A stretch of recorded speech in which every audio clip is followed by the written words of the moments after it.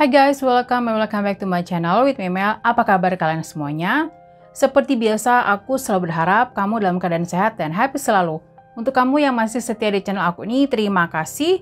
Dan untuk kamu yang belum subscribe channel ini, jangan lupa setelah kamu nonton video ini, ditekan tombol subscribe-nya, dan dinyalakan juga tanda lonceng notifikasinya. Jadi kamu tahu pada saat aku upload video terbaru dengan kasus-kasus yang sudah pasti menarik. Terima kasih.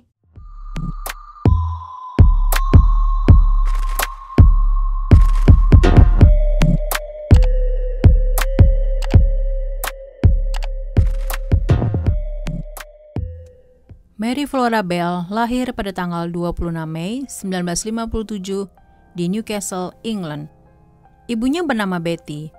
Betty merupakan seorang PSK dan jarang sekali berada di rumah.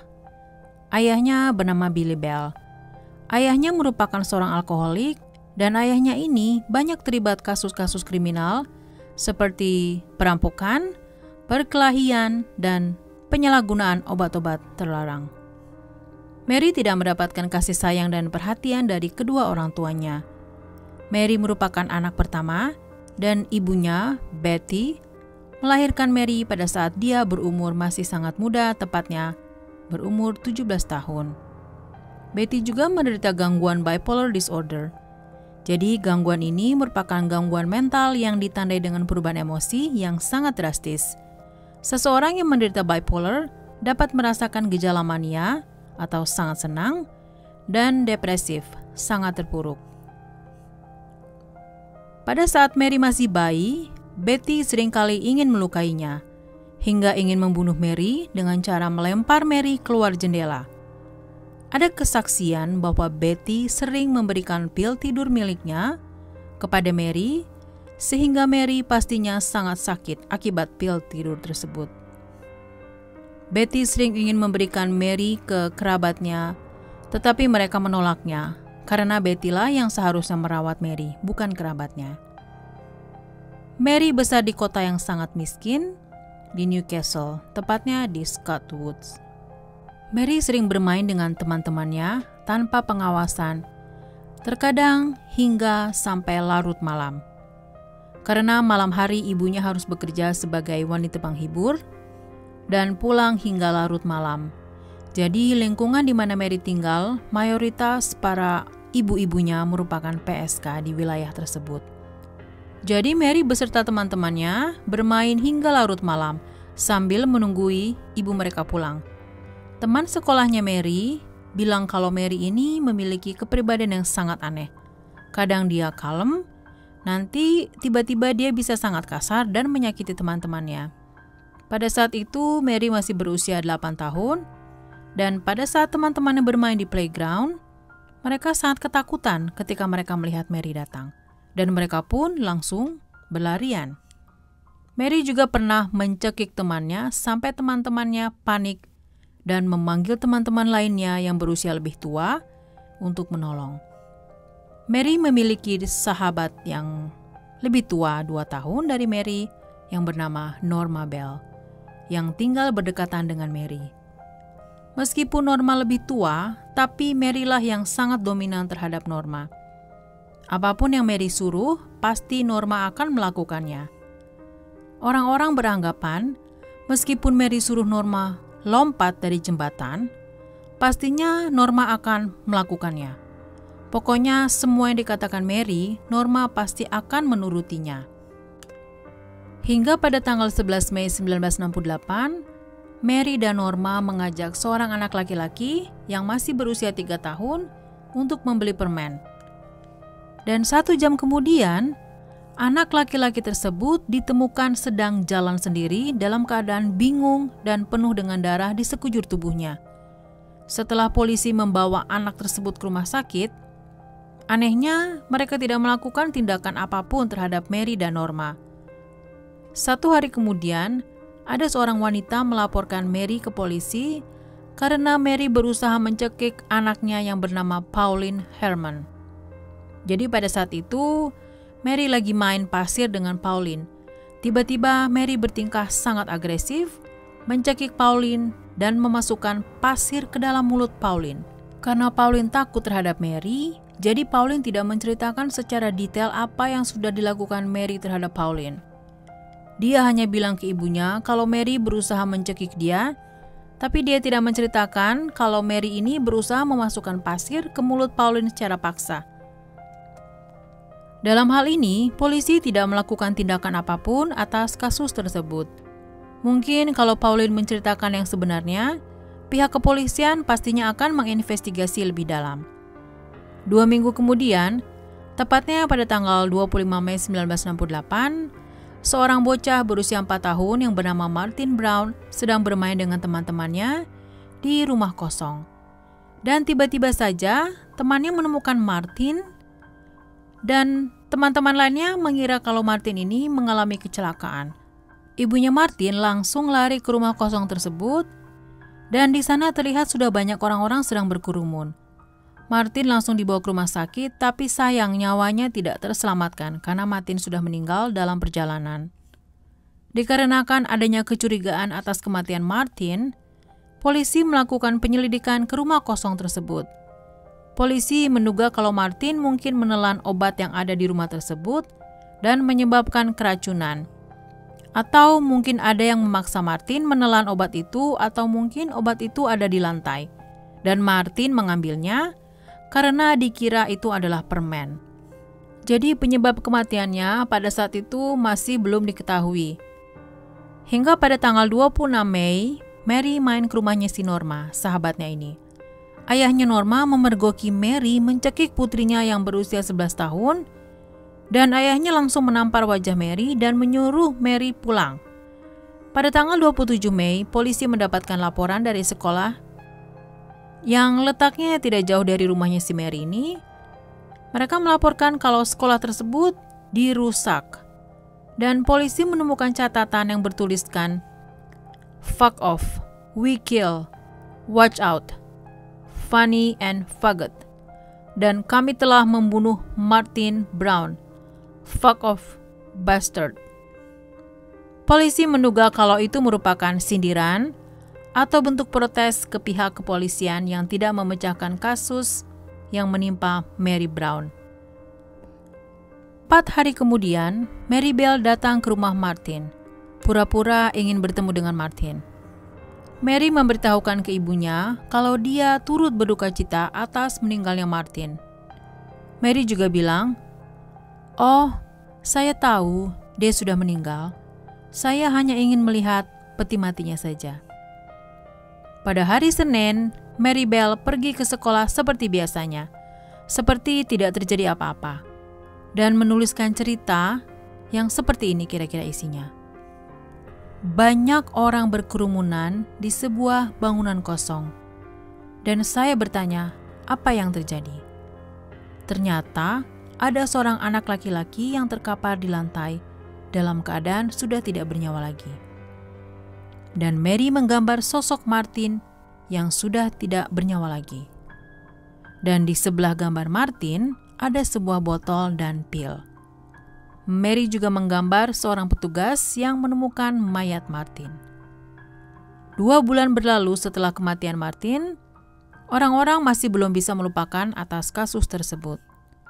Hingga pada tanggal 31 Agustus, Brian Howe yang berusia 3 tahun bermain tanpa pengawasan orang tua, dan Brian pergi melihat reruntuhan bangunan yang sudah tua di sekitar tempat tinggalnya. Dan di situ ada Mary dan Norma yang sedang menyaksikan peruntuhan bangunan tersebut. Mary dan Norma langsung mengajak Brian main ke sebuah tanah lapang.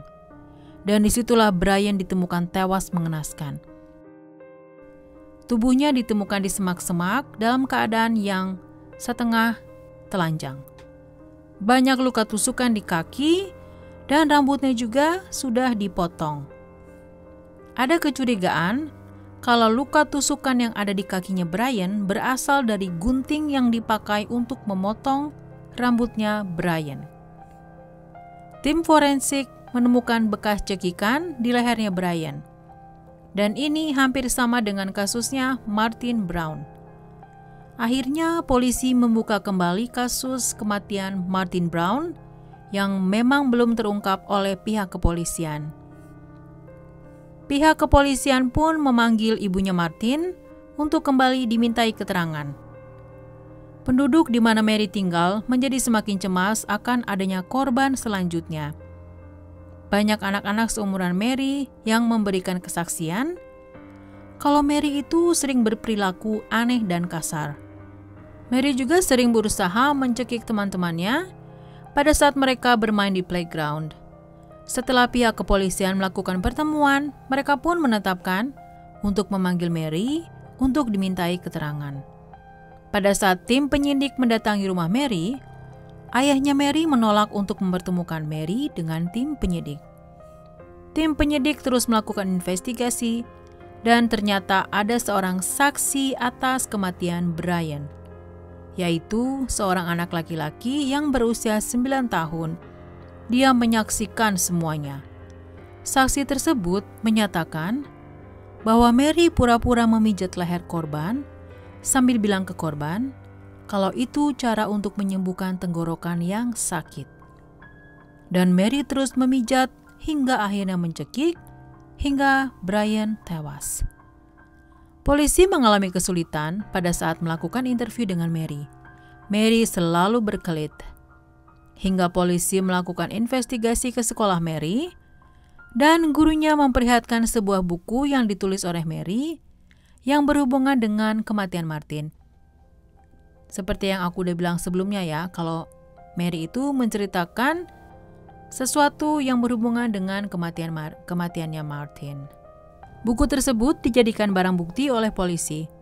Sehingga pada tanggal 8 Agustus 1968, polisi menetapkan Mary Bell dan sahabatnya Norma terlibat atas kasus pembunuhan Brian Howe. 4 bulan kemudian, tepatnya 5 Desember, Mary dan Norma diadili di pengadilan Newcastle. Mary dan Norma saling menuduh satu sama lain atas tindakan pembunuhan tersebut. Pengadilan pun memisahkan mereka di ruangan yang berbeda untuk dimintai keterangan. Mary dan Norma tetap berdalih kalau mereka tidak melakukan pembunuhan itu. Tim pengadilan sangat berhati-hati dalam memberikan setiap pertanyaan kepada Mary dan Norma. Mary ditetapkan bersalah atas pembunuhan Brian Howe dan Norma dibebaskan. Setelah perdebatan panjang atas kasus pembunuhan yang dilakukan oleh anak yang masih di bawah umur ini, pengadilan menetapkan Mary untuk ditempatkan di sebuah sekolah yang bernama Red Bank, tepatnya di Lancashire.